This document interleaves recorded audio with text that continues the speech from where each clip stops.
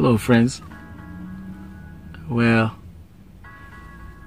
I want to talk about what happened last week between the president of France and the president of Ghana during Mr. Macron's visit to Ghana.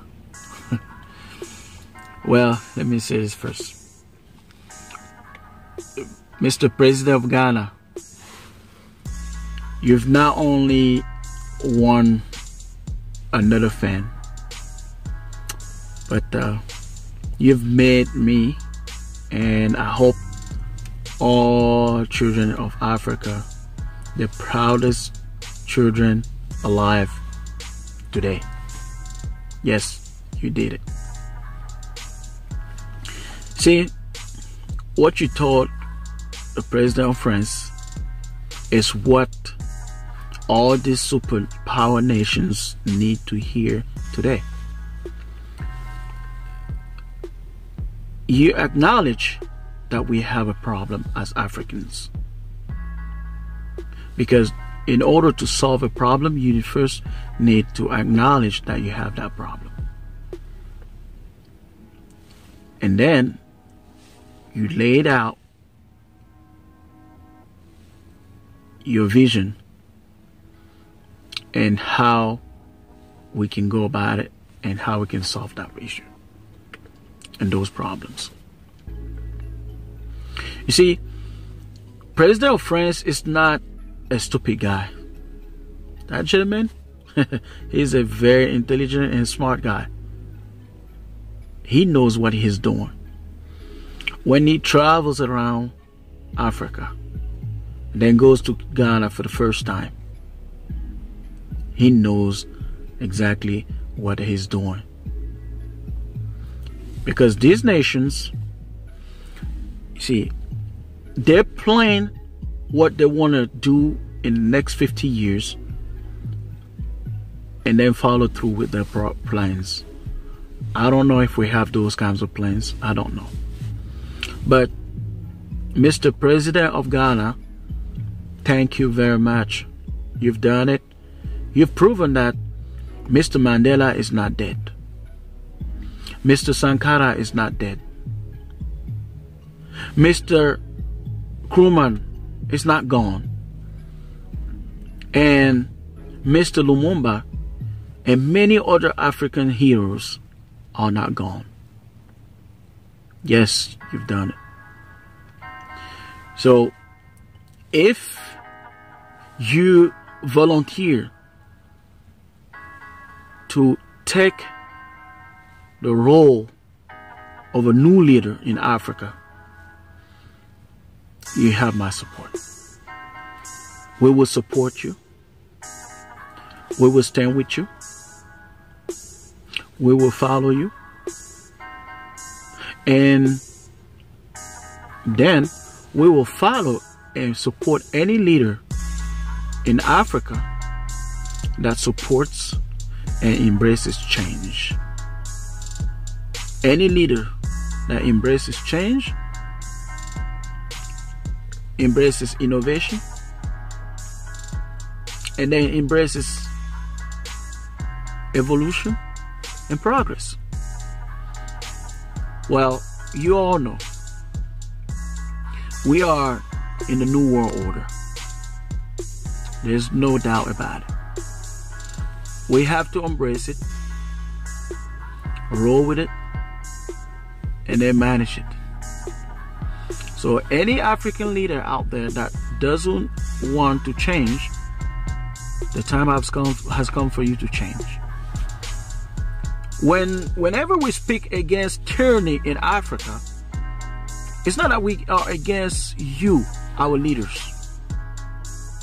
We are against the lack of standing against policies that are not in favor of the continent of Africa. See, 2 weeks ago, I posted a video urging and begging all African presidents to resign. Why? I was not happy seeing our brothers and sisters and children being sold like commodities, crying, dying, because they are running away from poverty. But what happened is that video almost went viral because people are listening, people are watching, people are ready for change.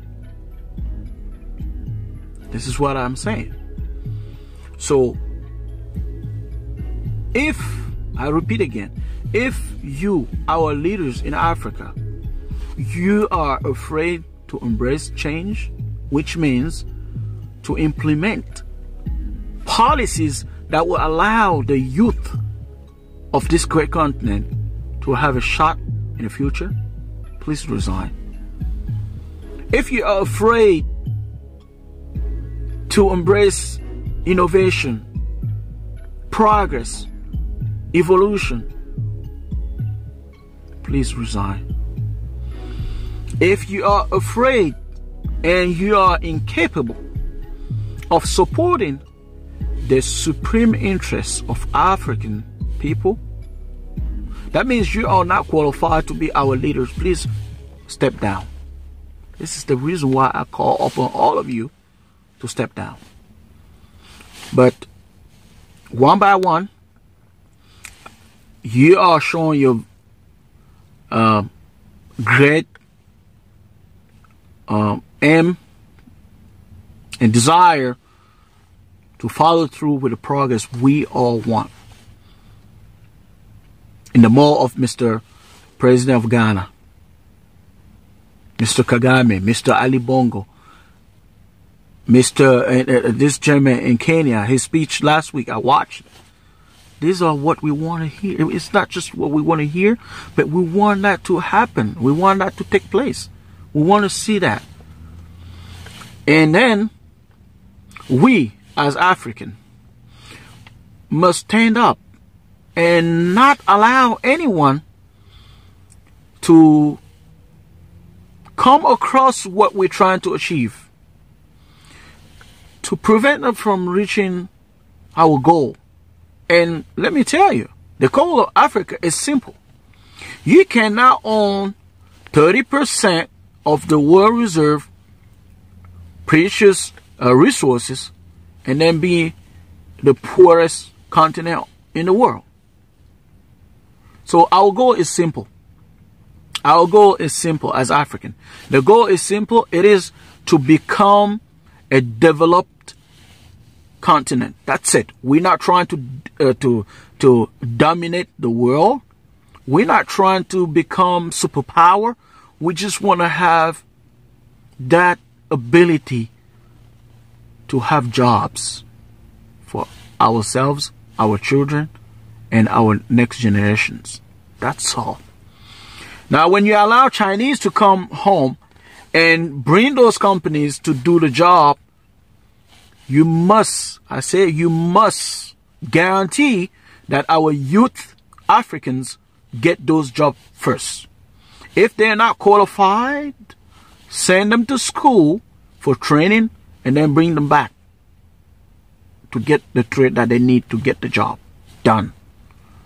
I hope this goes across the world because I know you are listening. I know you are watching. And until then, we are with you.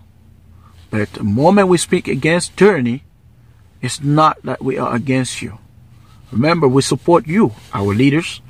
But if you don't follow through with what we want to see, that's when it becomes a problem.